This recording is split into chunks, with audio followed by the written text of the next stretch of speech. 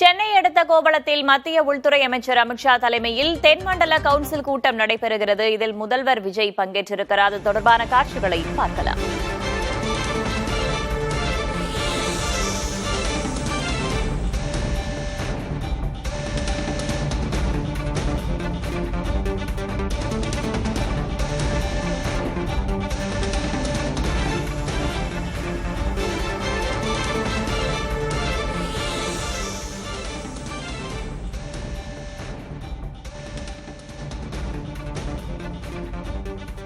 சென்னை அடுத்த கோவளத்தில் மத்திய உள்துறை அமைச்சர் அமித்ஷா தலைமையில் தென்மண்டல கவுன்சில் கூட்டம் நடைபெறுகிறது. இதில் தென் மாநில முதல்வர்கள் பங்கேற்றிருக்கிறார்கள்.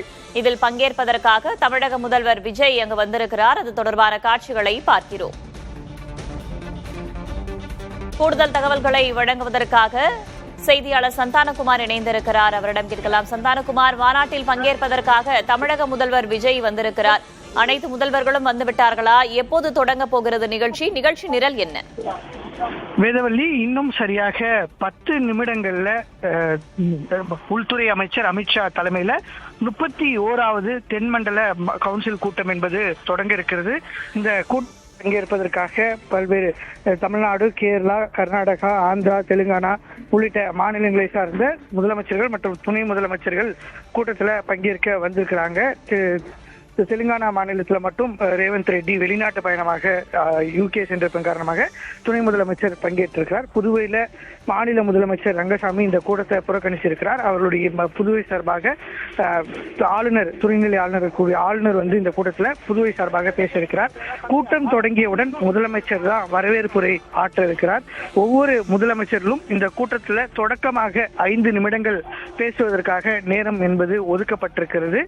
தமிழக முதலமைச்சர் வரவேற்புரையும் அதே போன்று தமிழகத்தினுடைய தேவைகள் குறித்து பேசுவதற்காக தமிழ்நாடு முதலமைச்சர் விஜய்க்கு மட்டும் 10 நிமிடங்கள் என்பது ஒதுக்கீடு செய்யப்பட்டிருக்கிறது. தமிழ்நாடு முதலமைச்சர் அதே போன்று புதுவையினுடைய துணைநிலை ஆளுநர் மற்ற கர்நாடகா, கேரளா, ஆந்திரா, தெலுங்கானா உள்ளிட்ட மாநிலங்களை சார்ந்த முதலமைச்சர் மற்றும் துணை முதலமைச்சர்கள் 5 நிமிடங்கள் மாநிலங்களுடைய தேவை குறித்து உரையாற்ற இருக்கிறாங்க. 11:30 மணி முதல் 1 மணி வரை மாநிலங்களுக்கு இடையே இருக்கக்கூடிய பிரச்சனைகள் தீர்க்கப்பட வேண்டிய பிரச்சனைகள் தொடர்பாகவும் அதே போன்று எடுக்கப்பட வேண்டிய நடவடிக்கைகள் தொடர்பாக ஏற்கனவே இந்த கவுன்சில் சார்பாக நடைபெற்ற இந்த அதிகாரிகள் மூலமாக உருவாக்கப்பட்டிருக்கூடிய விரிவாக பேசப்பட இருக்கிறது. 10:30 மணி முதல் 1 மணி வரை இது தொடர்பான விவாதங்கள் விரிவாக விவாதிக்கப்படும். ஏற்கனவே கடந்த 2022ஆம் ஆண்டு நடைபெற்ற கூட்டத்திலேயே வந்து காவேரி பிரச்சனை தொடர்பாக அப்போதைய முதலமைச்சர் ஸ்டாலின் பேசினார். அந்த பிரச்சனையை இரு மாநில முதலமைச்சர்கள் பேசி சுமூக தீர்வு எட்ட வேண்டும் என்று அன்றைய கூட்டத்தில் உள்துறை அமைச்சர் அமித்ஷா பேசினார். இன்றைய நடைபெறக்கூடிய கூட்டத்திலையும் காவேரி விவகாரம் தொடர்பாக அதே போன்று மேகதாது அணை விவகாரம் தொடர்பாக தமிழ்நாடு முதலமைச்சர் பேச இருப்பதாக தெரிவிக்கப்படுகிறது. குறிப்பாக காவேரி விவகாரத்தை பொறுத்தவரையும் எந்த மாநிலமும் தங்களுடைய உரிமைகளை இழக்காமல் அவரவர் உரிமைக்கு ஏற்ப தண்ணீரை வழங்க வேண்டும். ஒவ்வொரு மாநிலத்திற்கும் எவ்வளவு தண்ணீர் விடுவிக்க வேண்டும் மாதந்தோறும் என்று ஏற்கனவே உச்சநீதிமன்ற தீர்ப்பு அதே போன்று காவேரி ஆணையம் தீர்ப்பில் இருக்கக்கூடிய வகையில் எந்த மாநிலமும் தங்களுடைய உரிமையை விட்டுக் கொடுக்காமல் எந்த ஒரு பிரச்சனையும் மாநிலங்களுடைய இடையே ஏற்படாமல் அவர்களுக்கு உரிமையாக இருக்கக்கூடிய தண்ணீரை விடுவிக்க வேண்டும் என்றும் அதே போன்று மேகதாது கட்டினால் தமிழகத்திற்கு ஏற்படக்கூடிய பாதிப்புகள் குறித்து விரிவாக முதலமைச்சர் பேசியிருப்பதாக தெரிகிறது. அது மட்டுமில்லாமல் தென் மாநிலங்கள் அனைத்து மாநிலங்களும் ஒருங்கிணைந்து போதைப் பொருளை தடுப்பதற்கு ஏற்கனவே நம்ம பார்த்தோம். கேரளா முதலமைச்சராக VD சதீசன் பொறுப்பேற்ற பின்பு டூஃபான் என்ற திட்டம் உருவாக்கப்பட்டு தமிழ்நாடு DGP அதே போன்று அவர் தமிழ்நாடு முதலமைச்சரை சென்னையில் வந்து சந்தித்திருந்தார். எனவே தென் மாநில முதல்வர்கள் அனைவருமே ஒருங்கிணைந்து இந்த போதைப் பொருள் கடத்தல் மாநிலங்களுக்கு இடையே நடைபெறுவதை தடுப்பதற்கு குறித்த விரிவாக விவாதிக்கப்பட இருக்கிறதாக தெரிகிறது. குறிப்பாக தமிழகத்தை பொறுத்த வரைக்கும் ஆந்திராவிலிருந்து போதைப் பொருட்கள் வருவதாக, புகையிலை உள்ளிட்ட போதைப் பொருட்கள் அதிக அளவில் வருவதாக ஏற்கனவே கடந்த ஆண்டுகளில் நடைபெற்ற சோதனை அடிப்படையில் தெரிய வந்தது. எனவே அதனை தடுப்பது தொடர்பாகவும் விரிவாக இந்த கூட்டத்தில் விவாதிக்கப்பட வாய்ப்பு இருக்கிறது. தமிழகத்திற்கு தேவையான உட்கட்டமைப்பு நிதிகள், ரயில்வே அதே போன்று மெட்ரோ உள்ளிட்ட திட்டங்கள் குறித்தும் தமிழகத்திற்கு பல்வேறு திட்டங்கள் மூலமாக வராமல் இருக்கக்கூடிய நிதி ஒதுக்கீடு தொடர்பாகவும் முதலமைச்சர் இந்த கூட்டத்தில் பேசுவதற்கு திட்டமிட்டிருப்பதாக தெரிய வந்திருக்கிறது. சரியாக 10:30 மணிக்கு அனைத்து தலைவர்களும் உள்ளே செல்கிறாங்க. முதலமைச்சர் விஜய் வரவேற்புரையுடன் இந்த நிகழ்ச்சி என்பது தொடங்க இருக்கிறது. தமிழகம் சார்பில் பல்வேறு கோரிக்கைகள் முன்வைக்கப்பட இருக்கிறது. மற்ற மாநிலங்கள் சார்பில் என்னென்ன மாதிரியான கோரிக்கைகள் தமிழகம் சார்ந்து முன்வைக்கப்படுவதற்கான வாய்ப்புகள் இருக்கின்றன?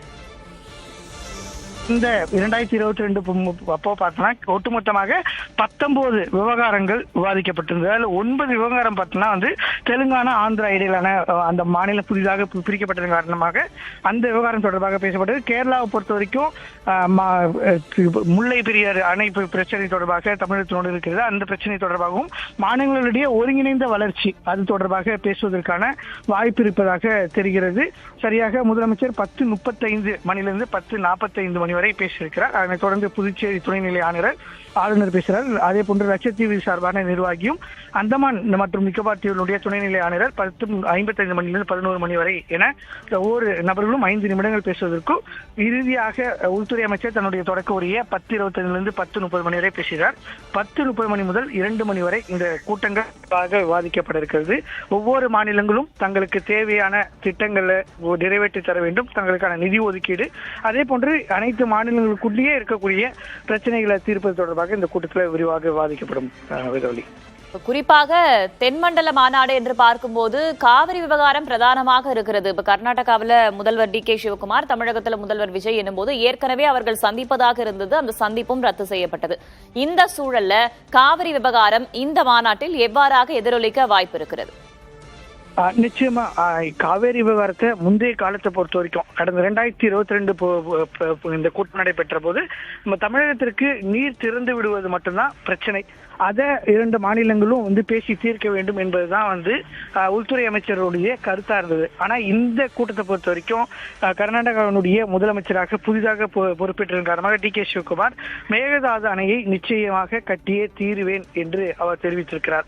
இதன் ஒரு பகுதியாக உள்துறை சார்பாக நீர்வளத்துறை ஒன்றிய அரசு சார்பாக நாடாளுமன்றத்தில் தெரிவிக்கப்பட்ட கருத்து என்பது மிகப்பெரிய சர்ச்சை ஏற்படுத்தியது. குறிப்பாக தமிழகத்தினுடைய அனுமதி என்பது தேவையில்லை என்று ஒரு கருத்து என்பது தெரிவிக்கப்பட்டது. மீண்டும் பிரவீன் சக்கரவர்த்தி தரப்புல இருந்து கேட்டிருந்த கடிதத்திற்கு இந்த அனுமதி என்பது தேவை என 2 விதமான கருத்துக்களை ஒன்றிய அரசினுடைய நீர்வளத்துறை தெரிவித்திருந்தது.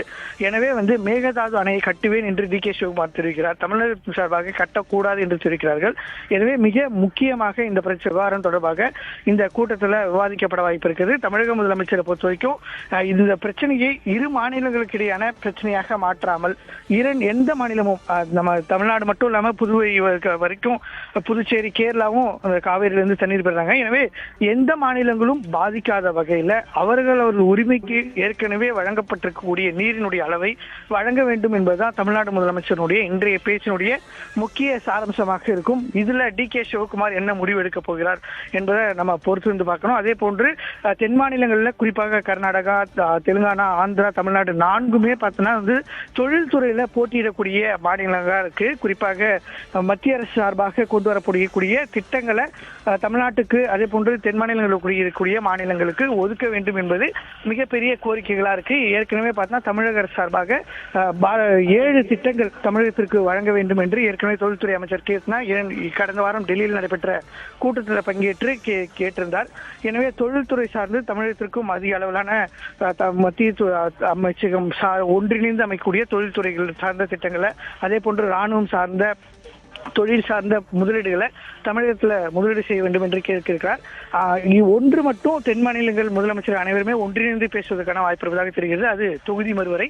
தொகுதி மறுவரையில தென் மாநிலங்கள் பாதிக்கப்படாமல் இருப்பதற்காக தொகுதி மறுவரையை நிறுத்தி வைக்க வேண்டும். அதே போன்று மாநிலங்களுடைய உரிமையை பாதுகாக்க வேண்டும், மாநிலங்களுக்கு வழங்க வேண்டிய நிதியை பாதுகாக்க வேண்டும் என்பதுதான் தென் மாநிலங்கள் முதல்வர்களிடையே இருக்கக்கூடிய ஒற்றுமை கருத்தாக இருக்கிறது.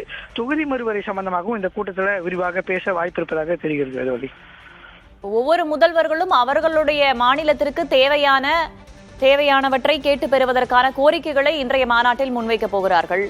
அமித்ஷா என்ன பேசுவார்? அவருடைய உரை எதன் அடிப்படையில் இருப்பதற்கான வாய்ப்பு இருக்கிறது? சந்தானகுமார், நிச்சயமா அமித்ஷாவை பொறுத்த வரைக்கும் இந்த 5 மாநிலங்களும் ஒருங்கிணைந்து செயல்படுவது நோக்கி குறிப்பாக பார்த்தோன்னா கிட்டத்தட்ட 39 திட்டங்கள் தொழில்துறை சார்ந்து பார்த்தோன்னா வழங்குவதற்கான வாய்ப்பு இருக்குது. அதில் 7 திட்டங்களை தமிழ்நாடு கேட்டிருக்கிறது. எனவே ஒவ்வொரு மாநிலத்திற்கும் பாதிப்பு ஏற்படாத வகையில் திட்டங்களை ஒதுக்குவது தொடர்பாகவும் அதே போன்று காவேரி விவகாரத்தை நம்ம பார்க்குறோம். அதிமுக ஆட்சி காலத்தில் பாஜக கர்நாடகாவில் ஆட்சியில் இருந்தாங்க. அப்போ தமிழ்நாட்டில் அதிமுக பாஜக கூட்டணி ஆட்சியில் இருந்தது. அந்த காலத்துல முறையாக காவேரியிலிருந்து தண்ணீர் என்பது திறக்கப்பட்டு வந்தது.